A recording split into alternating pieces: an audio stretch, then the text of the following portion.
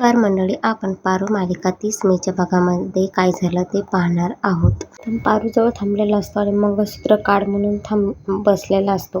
तर ती काय काढायला नकार दिलेला असतो आणि मग तो आदित्यला फोन करतो आणि म्हणतो की लेडीज रूममध्ये ये, तिथे थोडासा जरा प्रॉब्लेम झालेला आहे. मग आदित्य आणि दामिनी तिथे येतात आणि मग प्रीतम आदित्यला सांगतो की पारूना मंगळसूत्र काढायला रेडी नाही आहे. मग आदित्य तिला म्हणतो की हे जे काही झालं ना ते शूट होतं, हरीश नव्हता, ऐन टायमिंगला हरीश गेला, त्यामुळे मला उभं राहावं लागलं. त्यामुळे आणि तू त्याला खरं मानलं आहे का तू त्या गोष्टीला?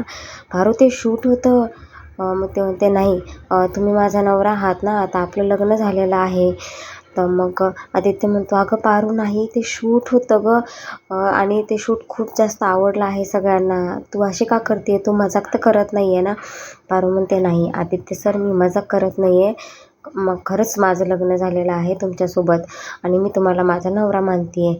आणि ते प्रीतमला म्हणतो तुझी मैत्रीण आहे ना रे, बघ कशी आहे. आणि खरंच दामिनी आंटी सांगत होत्या तेच खरं होतं की ही मुलगी चांगली नाही आहे. आणि खरंच पारू तू खूप जास्त स्वार्थी निघलीस. मला वाटलं नव्हतं किंवा मला अपेक्षाही नव्हती तुझ्याकडून तू असं काही करशील म्हणून. मग दामिनी म्हणते काढ लवकर मंगळसूत्र काढ म्हणून, असं गळ्याला हात लावते आणि मग ती म्हणते नाही मी नाही काढणार म्हणून. मग तिच्या कानाखाली देते आणि हे सगळं काही जे काय होतं ते सगळं स्वप्न होतं पारूला पडलेलं. आणि मग तिथे थांबलेले असते तेवढ्या तिथे प्रीतम येतो आणि प्रीतम म्हणतो चल ना पारू, झालं आहे आपलं सगळं आवरलेलं आहे, आपल्याला घरी निघायचं आहे. आणि मग गणी तिथे झोपलेला असतो, गणीला उठवतो. गणी म्हणतो झालं का सगळं? तो म्हणतो हो खूप छान झालेलं आहे, चला घरी निघायचं आहे म्हणून. गाडीमध्ये निघलेले असतात, ते सॉन्ग वगैरे सुरू होतं आणि पारू रडतच असते की काय झालं म्हणून हे सगळं काही. मग ते घरी आलेले असतात आणि प्रोजेक्ट छान झाला म्हणून अहिल्या आदित्यचं ऑप्शन करते. आणि आदित्यचं ऑप्शन झाल्यानंतर मग सावित्रीला म्हणते की तू पारूचंही कर. मग पारूचं ऑप्शन करत असते. तोपर्यंत दामिनी म्हणते हां मोलकरणीचं ऑप्शन करतायत, चला मी जाते म्हणून समोर जाते आणि हळदी कुंकवाचं ताट असतं ते उधळते, म्हणजे धक्का लावते. मग ते उधळतं आणि सगळं खाली तिच्या पायापुढेच सगळं हळदी कुंकू तांदूळ वगैरे सगळं पडलेलं असतं. आणि मग ती मग म्हणते आता हे सगळं काही साफ कर. मग ती पारू म्हणते हो माझी चूक आहे, मी साफ करते म्हणून. आणि मग ती जात असते तर तिचे कुंकवाचे पायाचे ठसे पूर्ण पायऱ्यांवर उमटले गेलेले असतात. आणि मग तिथून हिल्या पारूला म्हणते की थांब, तू तिथेच थांब दामिनी, तू सगळं साफ करायचं कारण तुझी चूक होती. ती बोलते नाही वहिनी माझी काहीच चूक नाही आहे म्हणून.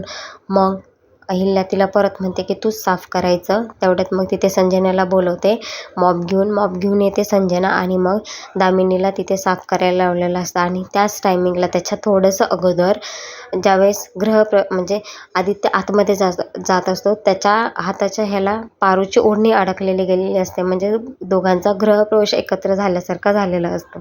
सगळे बसतात आणि म्हणतात की शूट कसं झालं, मला ना बघायला वेळ नाही मिळाला पण शूट खरंच छान झालेलं आहे असं मी ऐकलेलं आहे आणि आदित्यवर माझा पूर्ण भरोसा आहे, त्याने खूप छान केलं असेल.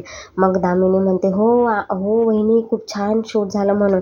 मग हिला दामिनीला म्हणते तुला कसं काय माहिती आहे का? ती म्हणते की तुम्ही सगळे इथे कामात होतात ना, तर मी गेले होते त्यांच्यावर, मोठं कोणीतरी पाहिजे ना लक्ष देण्यासाठी म्हणून.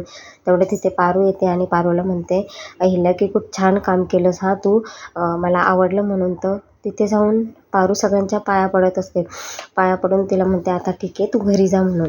मग पारू तिथून निघून जाते आणि मग अहिल्या म्हणते की शूट कसं झालं सांगा मला. मग तेवढ्या दामिनी म्हणते की हां शूट तर छान झालं, काय तिच्या नवऱ्याचा हरीश ना खूप छान जोडा दिसत होता आणि खूप छान ॲक्टिंग पण केली आणि सगळ्यांना आवडलं, खूप छान झालं.